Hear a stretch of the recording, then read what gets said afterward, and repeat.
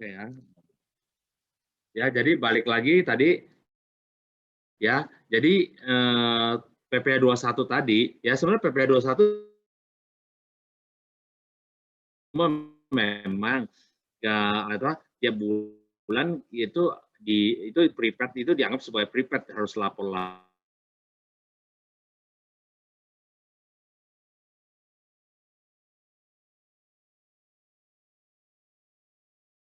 Tapi prinsipnya semua PPh adalah pajak tahunan ya. Nah, cuman kalau SPT PPh 21 memang di akhir di situ ya ada 2 unsur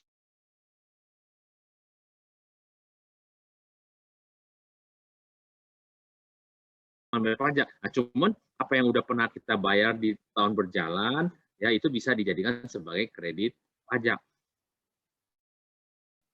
Nah, jadi jelas ya. Nah, kalau PPN itu maka kalau PPN juga jelas ya, itu nggak ada pajak SPT tahunan PPN nggak ada ya.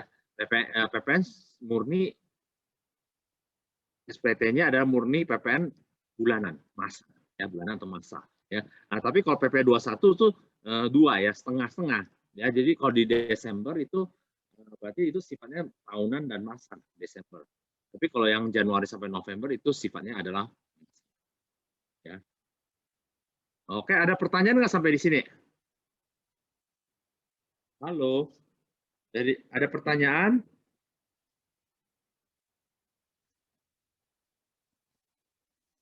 Ya belum ya. Oke, berarti oke, sekarang saya mau lanjutin tadi ya. Saya mau jelaskan di soal Anda kan itu di situ dikatakan ada dalam kurung tuh ya, yang tadi PPN ya. Ya, jadi kalau pajak masukan udah jelas ya. Nah, sekarang dalam kurung itu sudah dibayar tidak dapat dikreditkan di SPT masa karena faktur pajak tidak lengkap. Nah, jadi waktu Anda belajar PPN, Anda ingat ya, belajar PPN kan kalau faktur pajak tidak lengkap maksudnya apa ya? Faktur pajak tidak lengkap. Apa yang dimaksud dengan faktur pajak tidak lengkap? Apa yang dimaksud dengan faktur pajak tidak lengkap?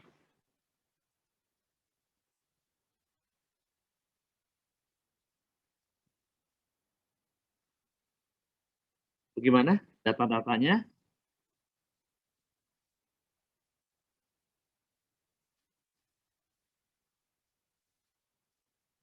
Gini ya, ya di Anda kan Anda pernah lihat bentuk faktur pajak standar nggak? Faktur pajak formatnya. Ya, faktur pajak itu formatnya adalah biasanya standar ditentukan oleh Ditjen Pajak ya. Standarnya gimana? Pokoknya di situ ada data pembeli, data penjual ya, maupun harga data barang ya. Jadi itu sudah standar. Jadi nggak nah jadi bentuknya udah standar. Jadi eh, you jualan buka faktur pajak, I jualan buka faktur, siapapun jual pajak, yaitu formnya nggak boleh menyimpang. Jadi udah ada standarnya, ya.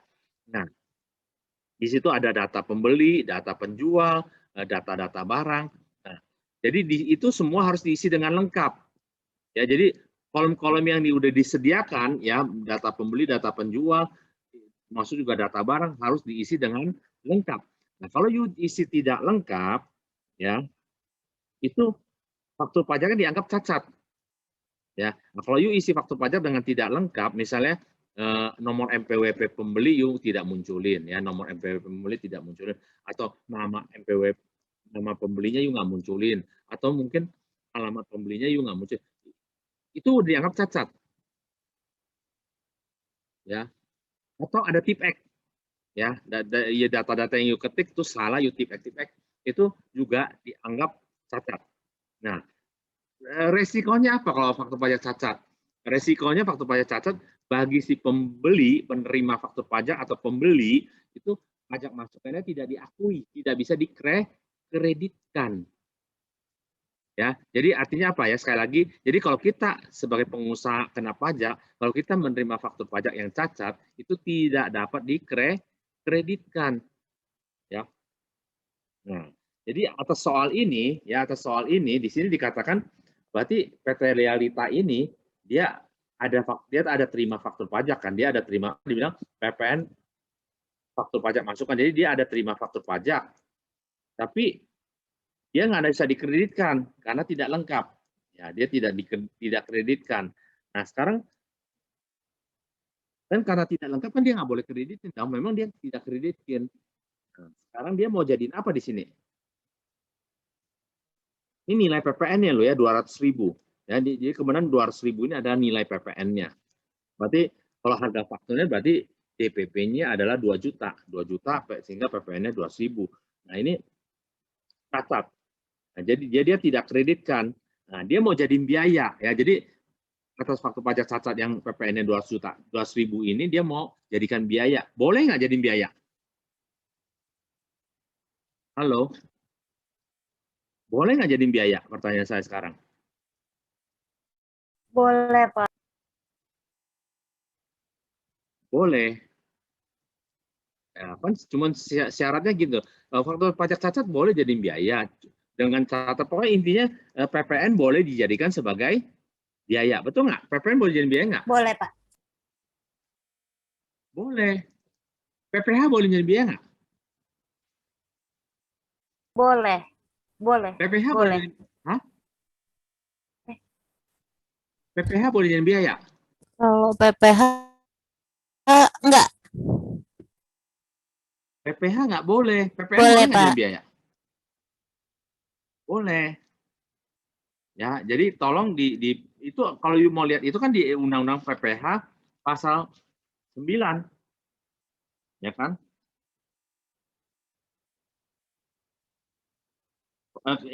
Sorry, pasal 9 itu bilang biaya yang pengurangan tidak diperbolehkan adalah PPH. Artinya PPN boleh nggak? Boleh. Ya, PPN boleh. Nah, jadi intinya PPH tidak boleh jadi biaya, kalau PPN boleh jadi biaya. Nah, sekarang tadi karena itu pajak masukannya dia nggak kreditkan, dia mau jadi biaya, boleh nggak? Boleh. Sepanjang dia nggak pernah kreditkan, mau dijadiin biaya, silahkan aja. Ya, jadi atas PPN faktur pajak yang cacat yang itu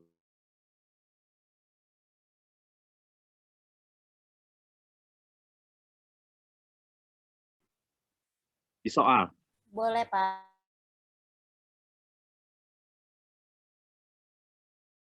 setelah lapor SPT. Nah, jadi ceritanya ini kira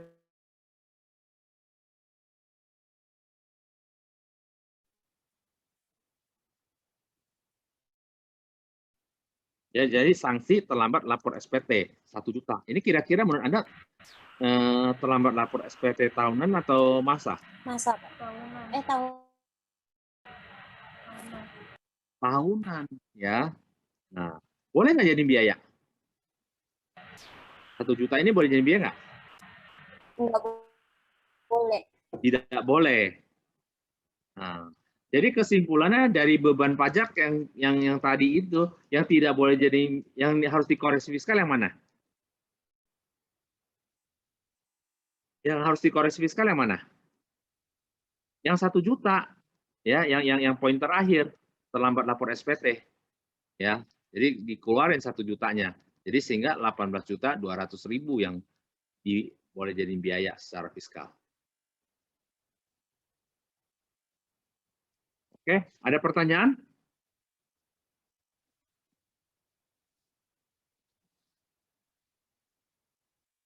Ya, kalau nggak ada kita lanjut lagi ke poin 12.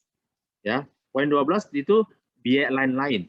Nah, biaya lain-lain ini secara komersial adalah 9.600.000 ya. Tolong lihat ya. Jadi biaya lain-lain menurut komersial adalah 9.600.000. Itu terdiri dari apa aja? Kita bedah satu-satu ya. Itu jadi biaya komersial, biaya lain-lain secara komersial adalah 9.600.000. Kita bedah terdiri dari apa aja? Satu, beban pelatihan karyawan. Beban pelatihan karyawan 3.648.000.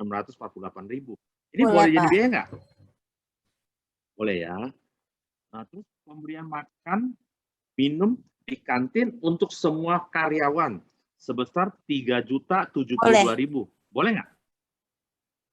Kalau untuk sebagian karyawan? Kalau sebagian enggak, Pak. Sebagian tidak. Karena ini untuk semua boleh, ya ingat ya. Karena ini untuk semua. Kalau tadi kalau sebagian tidak boleh. Jadi ini perlu koreksi nggak nih?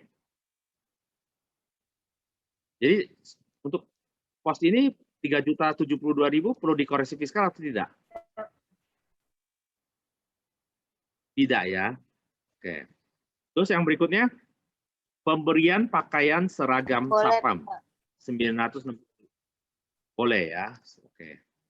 Terus bencana sumbangan bencana nasional gimana? 1.440.000. Boleh jadi biaya nggak? Boleh. Boleh.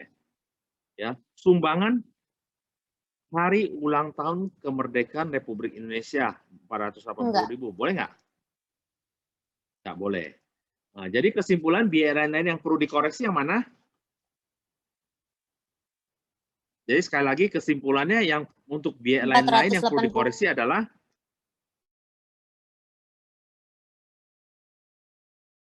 9.600 pada saat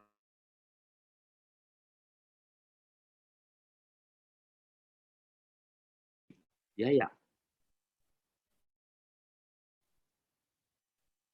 Oke, ada pertanyaan? Pak, mau nanya, Pak. Oke. Yang sumbangan bencana nasional koreksi.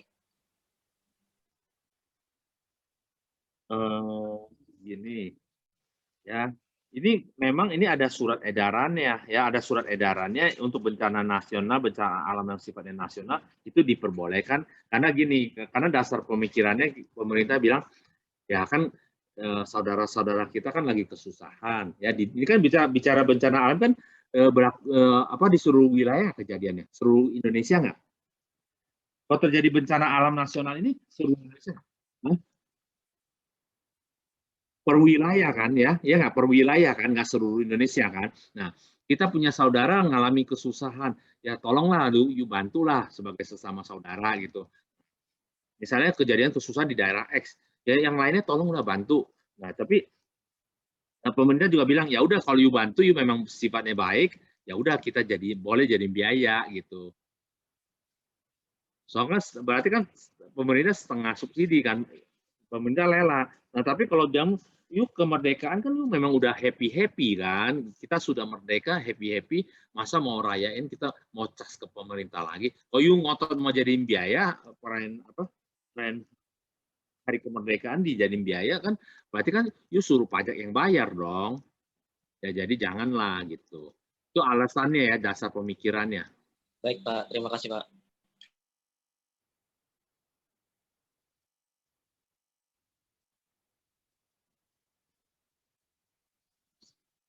Oke, saya ulangi saya lagi ya. Kalau zaman dulu ya, itu nggak boleh loh. Ya. Jadi semua ini sejak ada tsunami apa segala itu baru boleh. Sebelum-sebelumnya nggak boleh. Jadi yang namanya sumbangan, you mau dalam bentuk apapun tidak boleh jadi biaya. Ya, tapi belakangan ada kebijakan dari pemerintah diperbolehkan dan itu ada surat edarannya. Oke, sekarang yang berikutnya yang poin 13, pendapatan dividen. Nah, ini dia ada pendapatan dividen dari PT Samudra, Sinar Samudra itu dengan kepemilikan 40%. Terus dari Telaga Warna dengan kepemilikan 20%. Ya.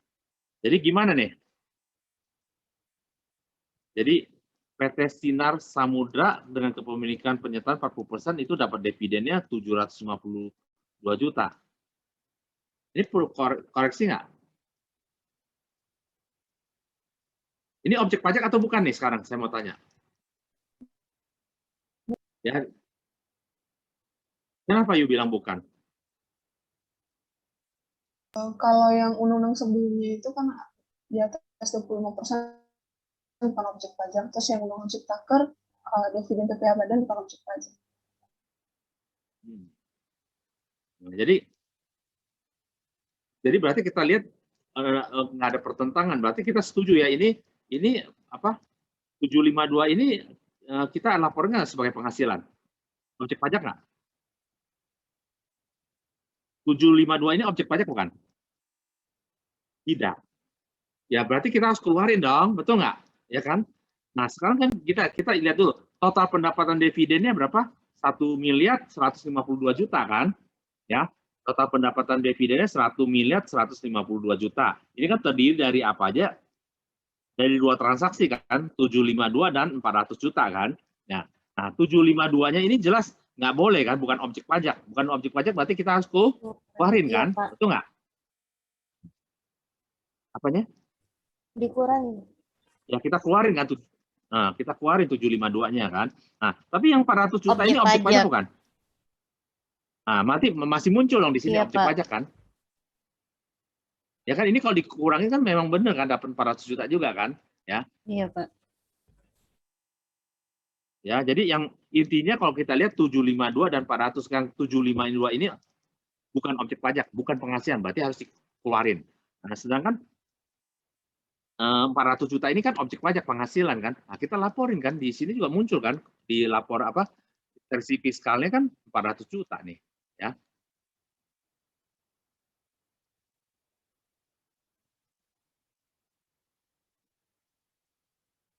Nah, cuman ini ya di bawah ini kita lihat ya.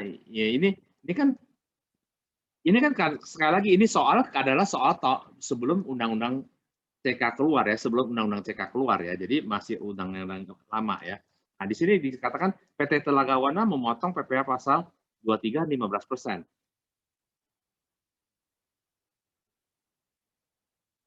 %15 yang mana nih? Yang Telaga Wana kan yang 400 juta.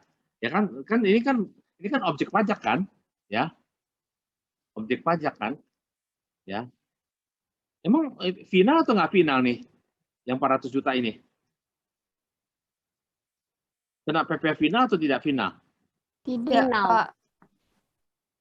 Tidak final. Ya kenapa? Karena penerimanya ada wajib pajak badan. Ya, penerimanya wajib pajak badan. Kalau penerimanya orang pribadi, final. Jadi ini kan karena ini penerimanya wajib pajak badan, berarti kan kena PPh pasal 23 15%. Berarti 15% dari 752 atau dari 400? 400. Iya, nggak, saya cuma iseng mau ngejebak doang ya. Dari 400 ya, jadi 15% dari 400. Nah, itu adalah sebagai kredit pajak PPh pasal 23. Nah, ini dia. Tuh.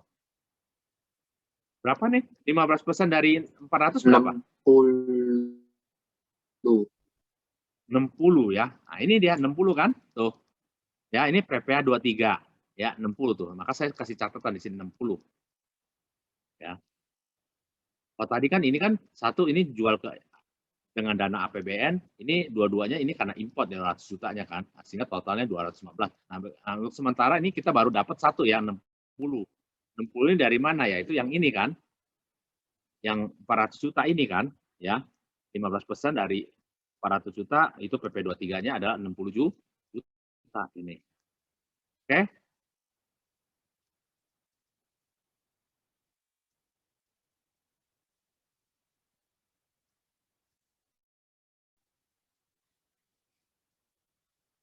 Sekarang yang ke-14. Pendapatan bunga. Pendapatan bunganya berapa kita lihat? Nah, kita lihat dulu nih. Secara komersial, pendapatan bunga yang dilaporkan ada 576 juta. Ya. Nah, benar kan 576? Di soal juga 576 kan? Itu ada 3 item. Oke, 3 item kita bedah satu-satu. Ya, jadi pendapatan bunga ini 576 juta ini ada 3 item. Nah, kita bedah satu-satu ya. Pendapatan jasa giro Bank Mandiri dari Bank Mandiri ini, jadi ini objek pajak atau bukan? Penghasilan bukan ya? Halo? 20 juta ini penghasilan atau bukan? Pendapatan jasa giro Bank Mandiri. Penghasilan bukan? Secara fiskal. Penghasilan. Final atau tidak final? Hah? Final. Final. Berarti kalau secara final kita harus laporkan nggak? Enggak. Di sini nggak perlu laporin kan? Jadi, sorry, pendapatan bunga ini nggak perlu dilaporin di sini kan? ya kan? Nah, berarti ini harus diapain? Dikeluarin kan? Betul nggak? Pendapatan jasa gironya harus dikoreksi fiskal kan? Setuju nggak?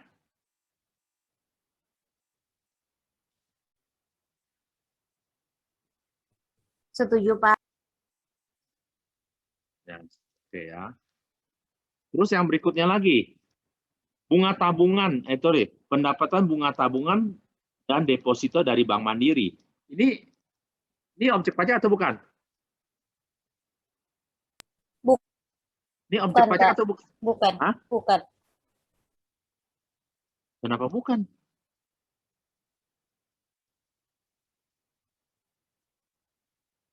Sorry, saya ulangin lagi ya. Yang jasa giro tadi, yang 20 juta itu objek pajak atau bukan? Yang 20 juta ya jasa giro, Objek ya pajak. kan itu objek pajak. Final. Sifatnya final. Nah, kalau final perlu dilaporkan nggak di sini? Tidak, Pak. Tidak ya. Oke, berarti ini harus dikeluarin. Nah, terus sekarang yang ini, bunga tabungan gimana? Bunga tabungan Bukan bisa objek 2 juta. pajak, Pak. Bunga tabungan loh dan deposito loh. Oh Objek iya, objek. pajak. Ya, objek pajak tapi sifatnya final. Berarti harus dilaporkan nggak di Enggak, sini? Pak. Enggak kan? Berarti harus Koreksi. dikoreksi juga. Ya. Nah, terus ini pendapatan bunga pinjaman dari PT Timur Laut. Objek pajak. Masuk. Iya. Objek pajak. Final Nggak atau tidak final. final? Nggak final. Nah, berarti ini nggak final. Berarti ini koreksi atau enggak? Tidak, Pak. Koreksi atau enggak? Tidak. Nah, berarti dari 3 item ini 200 juta koreksi nggak? 20 juta, Iya. sorry. Nah, 20 juta keluarin. Terus yang 532 keluarin juga. Enggak. 24 juta?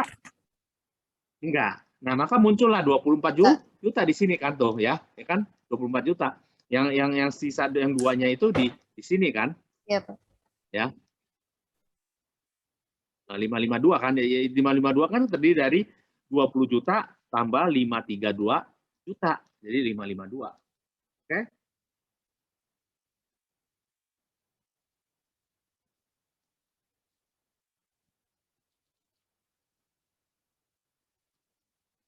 Ya, sampai di sini nggak ada pertanyaan nggak nih?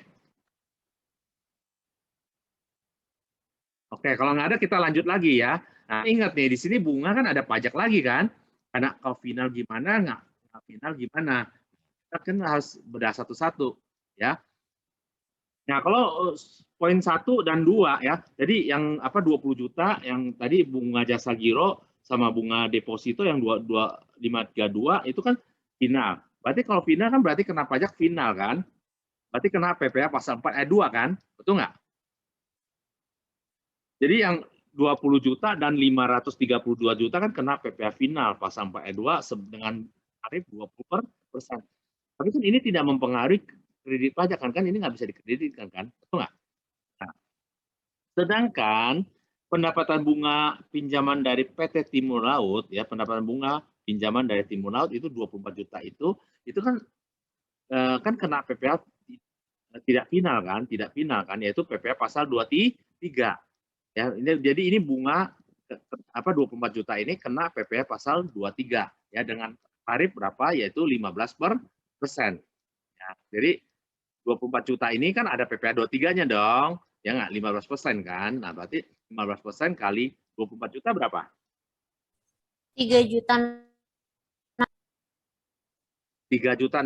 ya. Berarti ini PPh pasal 23 ini tuh ya, PPh pasal 23 3.600.000 tuh ya, saya catat tuh 3.600.000. Nah, tinggal satu lagi nih. Ini nanti ya, kita skip dulu. Sampai di sini ada pertanyaan nggak?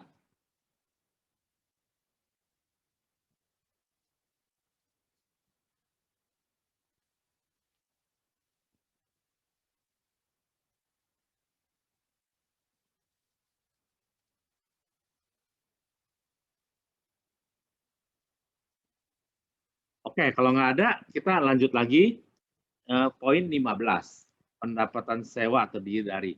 Nah, kita lihat pendapatan sewanya berapa sih secara komersial? Ya, pendapatan sewa secara komersial ada 288 juta. Ya. Pendapatan sewa secara komersial ada 288 juta. Ya, terdiri dari apa? Yaitu dua item. Ya, kalau di soal lihat dua item, yaitu pendapatan sewa gudang dari PT Sumber Rezeki 208 juta dan pendapatan sewa mobil pickup dari CV Langlang Buana 8 juta. Nah, sekarang kita lihat ya. Jadi sekali lagi pendapatan sewanya adalah 288. Kalau sewa gudang itu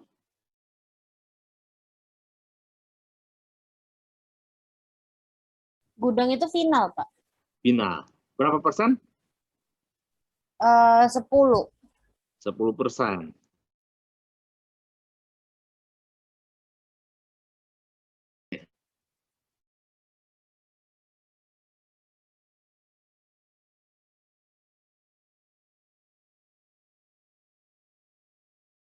Pada saat dia dapat uang sewa, dipotong pajak 10% final, udah beres gitu kan? Gitu kan? Nah, jadi ini harus dikeluarin kan? 208-nya harus dikeluarin nggak? Iya, Pak. Dikeluarin. Ya, dikeluarin tuh, akad dikeluarin tuh ya. Sedangkan mobil pick up, sewa mobil 80 juta. Ini kena PPh final atau tidak? Tidak, Pak. Tidak final. Kena PPh 2. Berarti ini harus dikeluarin atau enggak? Ini harus dikeluarin atau enggak? Enggak. Enggak.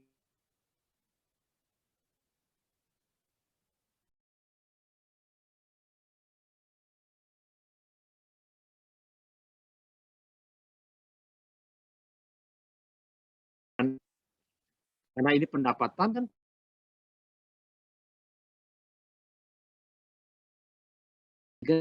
orang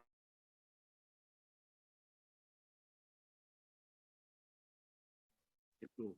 Nah, sekarang kan tadi you bilang kan di sini ada unsur 80 jutanya kan sewa mobil pick up, berarti ada PPh 23-nya Iya, kan? PPh 23-nya berapa persen? 2%. 2% dari 80 juta. jadi berapa tuh? 1,6 juta. 1,6 juta. Nah, ini dia Iya, kan 1,6 jutanya kan? Nah, berarti sebenarnya atau PP 23-nya terdiri dari 3 item ini, yaitu totalnya 65.200.000. Ya.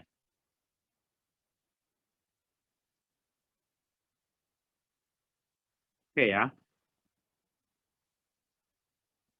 Terus nomor 16.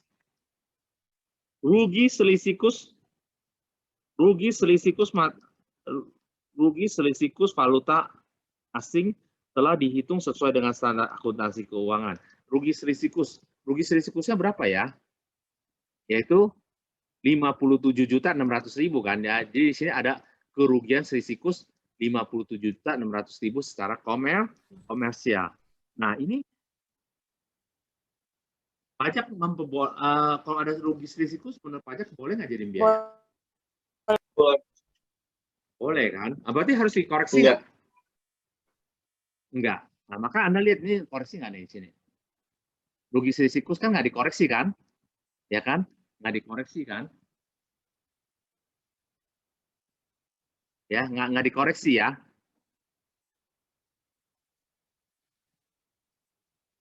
Ya, jadi sekali lagi, jadi untuk selisikus ini secara pajak juga diperbolehkan, maka jadi tidak ada koreksi udah ya. Nah, berikutnya keuntung yang 17 ya, 17 keuntungan pengalian aktiva merupakan keuntungan penjualan mobil box secara komersial. Ya, jadi keuntungan pengalian aktiva merupakan keuntungan penjualan mobil box secara komersial. Mobil box tersebut dijual pada tanggal 1 Januari 2014 dengan harga 280 juta. Nah, ini ya, jadi ini kan kita tadi udah bahas juga sangat langsung ya. Jadi ini kan mobil boxnya dijual di tahun 2018 ya, dengan harga 280.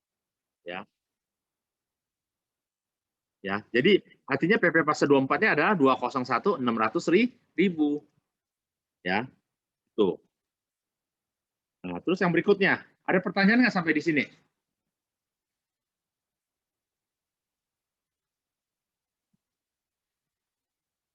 Oke, kalau nggak ada, sekarang berikutnya. Poin 19 ya. Poin 19 itu adalah, di situ dikatakan angsuran PPh pasal 25 masa Januari Februari 2018 ada 400 juta. Berarti perusahaan sudah bayar 400 juta. Ya, ini dia PPh pasal 25 Januari Februari 400 juta ya. Nah, terus di situ dikatakan perusahaan membayar STP PPh pasal 25 untuk masa Maret dan seterusnya kali ya, maksudnya itu sebesar 216 juta. Tapi 216 juta ini terdiri dari apa? Yaitu sanksi 16 juta, terus pokoknya 200 juta.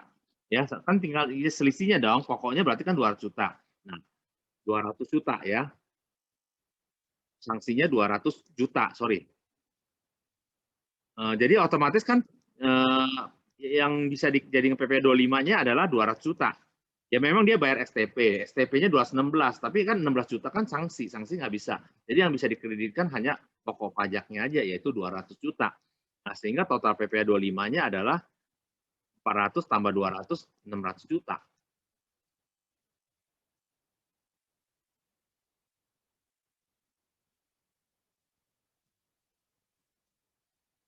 Ya, jadi kalau Anda ini, berarti kan kalau ini kan setelah kita hitung-hitung, ya kita hitung-hitung kan, ini dapat dong angka ini semua kan, ya dapat ini, ya. Nah, berarti kan ini kan laba sebelum pajak menurut komersial ada 10 miliar, laba menurut fiskal adalah 9,1 miliar, ya. Tapi kita mau bayar pajak kan dasar dari pajak. Nah, ini adalah PKP-nya. Bukan PKP, ini baru laba bersih sebelum pajak. Ya. Terus nanti kan ingat ya, untuk menghitung PPh terutang kan boleh dikurangi dengan kompensasi kerugian. Nah, di soal di situ dikatakan poin 20. Ya, poin 20. Ya, poin 20 di situ ada ya dari SPT PPh Badan ya. Tolong perhatian yang poin 20. Dari data SPT PPh Badan tahun sebelumnya diketahui hal-hal sebagai berikut. Ya, tahun 2016 omsetnya 60 miliar, labanya 9,6 miliar.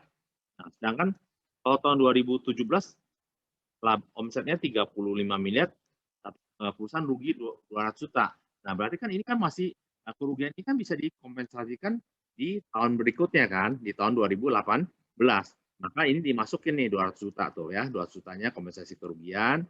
Nah, sehingga dapatlah PKP. PKP-nya berapa? Yaitu 8 miliar, 8,9 miliar ya, 8,9 miliar. Nah, 8,9 miliar. Ya. Jadi cari PPh terutangnya gimana? Yaitu udah 8,9 miliar dikali dengan 25%. Ya, tuh dapat kan. 8,9 miliar kali 20%, 25%, ya. Ya, ini ingat loh ya. Ini kan kemudian ini soal masih tahun 2008, SPT tahun 2018. Kalau SPT tahun 2020, ya kalau misalnya soal ini ada SPT tahun 2020, ini berubah menjadi berapa? Halo? 22. 22 ya. Jadi kalau seandainya soal ini diganti tahun 2020 atau 2021, ininya 25%-nya diganti dengan 22% ya. Jadi dapatlah PPh terutangnya sekian. Nah, ini kan kredit pajak yang tadi kita udah bahas kan. 22 kan terdiri dari apa tadi? 15 juta ini kan apa? Jual ke yang penyerahan barang atau jasa yang didanai dengan APBN atau APBD ya, atau jual ke bendaharawan. Nah, ini 1,5% ini dapat kan ini ya. Terus kalau ini kan tadi import kan 2,5% kali 8 miliar ya, dapat ini total kredit pajaknya dua-duanya ada 215 juta. Nah, 23 juga kan tadi kan dari dividen dan bunga ya, totalnya ada 65 juta 200.000. Terus PPh 24-nya kan yang boleh dipilih yang terkecil yaitu 201. Nah, 25-nya kan tadi 400 tambah ini jadi 600. sehingga total kredit pajaknya adalah 1.081.800.000. Jadi kan PPh terutangnya kan adalah 2,2 miliar dikurangi dengan kredit pajak yaitu 1,1.081.000.000. Jadi dapatlah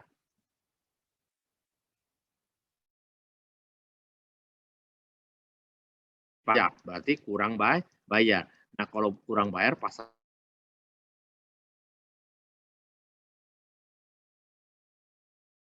pajak, jadi terjadilah kekurangan bayar yang disebut dengan PPh pasal 29.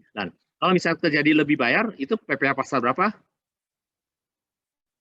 Kalau PPh terutang lebih kecil daripada kredit pajak, berarti kan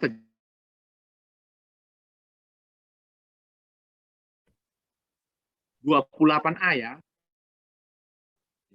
Itu disebut PPh pasal 28A kalau kelebihan bayar.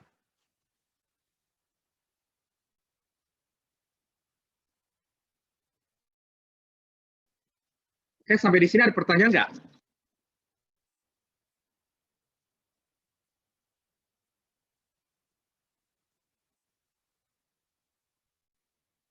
Nggak ada ya.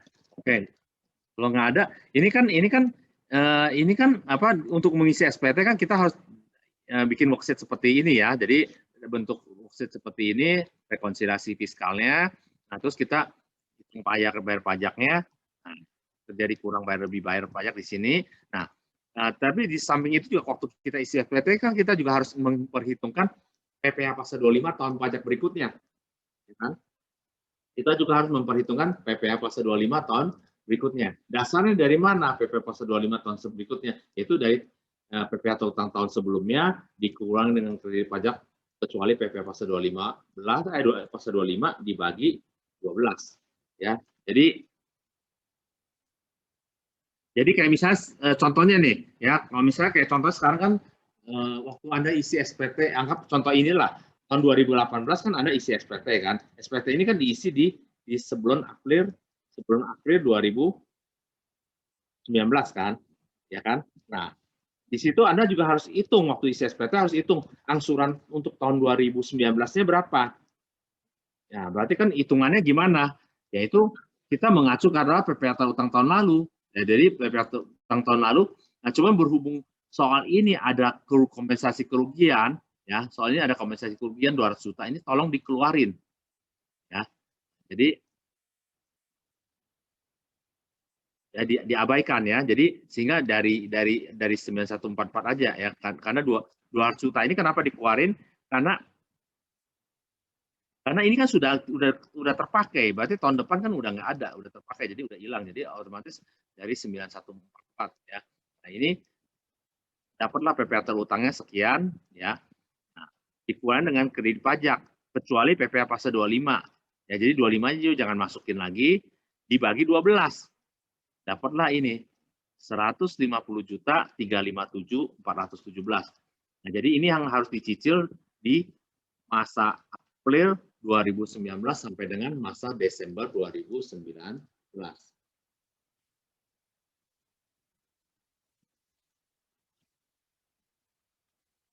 Oke, ada pertanyaan nggak sampai di sini?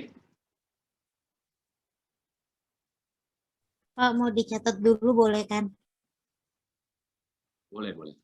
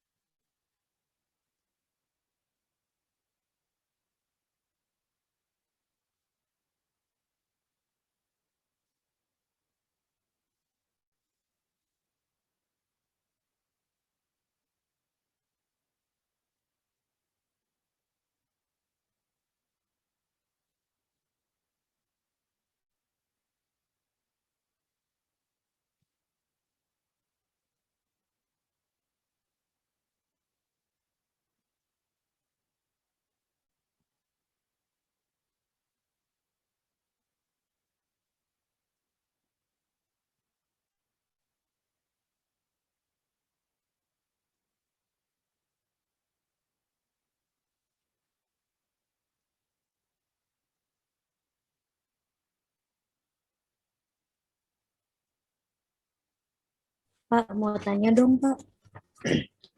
Itu Oke, kan kalau silakan. kita lihat di atas kan untuk kredit pajak kan ada PPh 25. Kenapa waktu perhitungan PPh 25-nya dia nggak dimasukin lagi kredit pajak tersebut?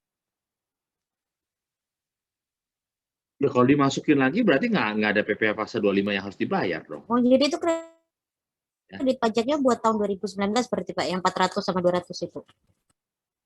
Betul. Ya, jadi ini mulai berlaku untuk tahun pajak 2000. Jadi kan ini soal SPT tahun 2018 7.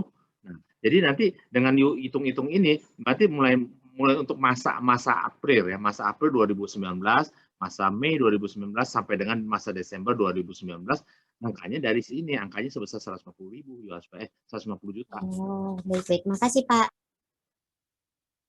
Ya. Kalau you masukin berarti kan nol dong nanti ya. Iya, Pak. Jadi sengaja itu memang dikeluarin. Oh iya. Oke, ada pertanyaan lagi?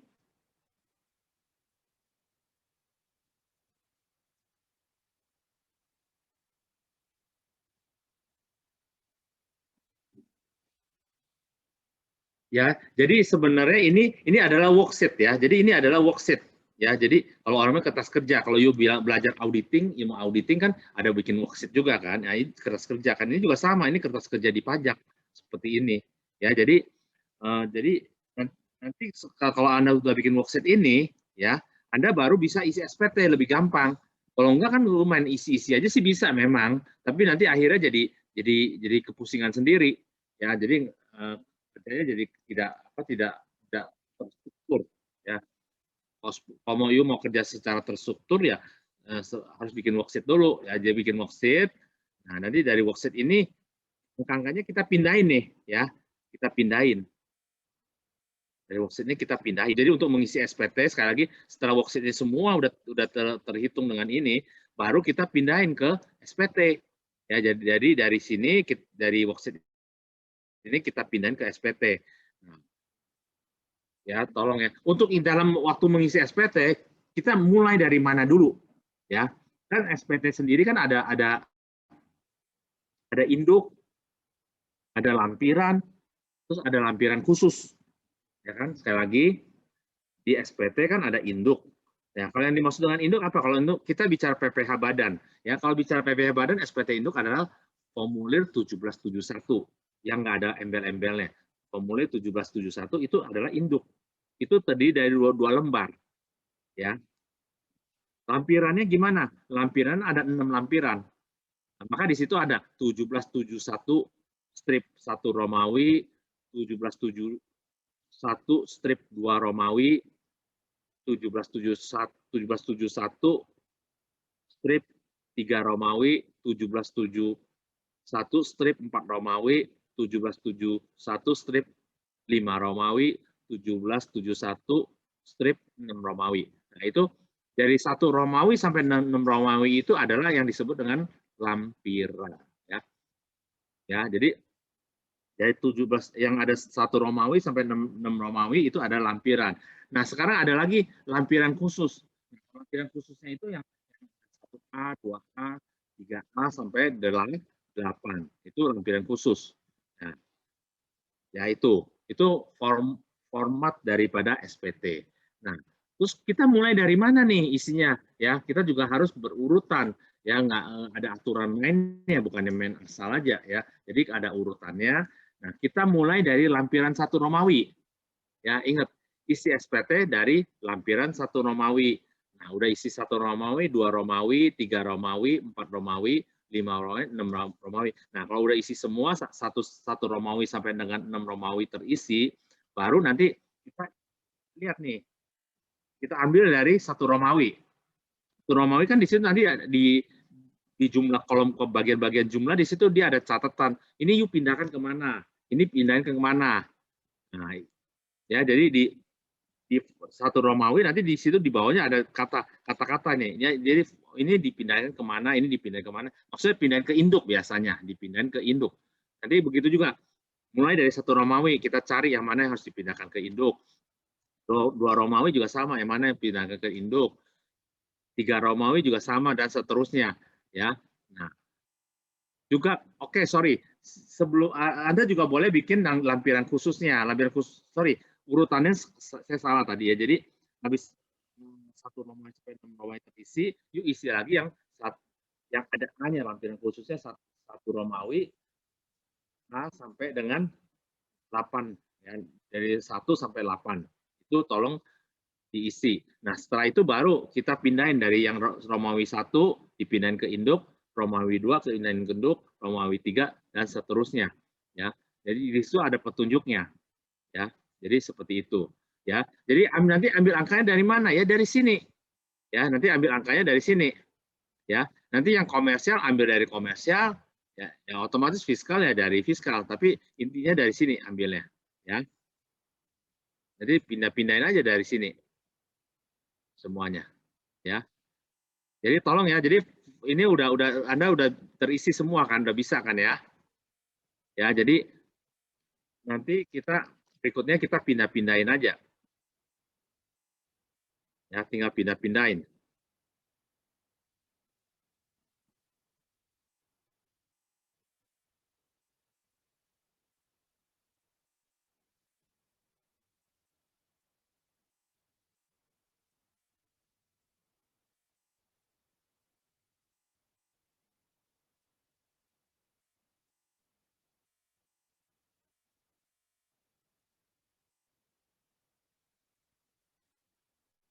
Halo? Halo? Sampai di sini ada pertanyaan nggak? Ya, jadi sekali lagi saya ulangin ya. Jadi nanti pokoknya intinya ya dari worksheet ini kita pindahin ya. Dari worksheet ini kita pindahin ke lampiran SPT. Lampiran yang 1 Romawi sampai 6 Romawi diisi. Itu nanti yang lampiran khususnya juga diisi. Setelah itu tolong yang lampiran 1 Romawinya dipindahin 1 Romawi sampai dengan 6 Romawi dipindahin ke induk. Terus begitu juga sama dari lampiran khusus juga kalau ada yang pindahin ya, kalau nggak ada ya udah ya. Nah, jadi nanti terisi lah SPT-nya dengan ini ya. Ya, sampai di sini ada pertanyaan nggak? Halo?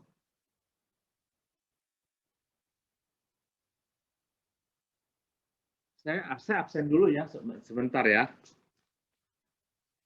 Recording stopped.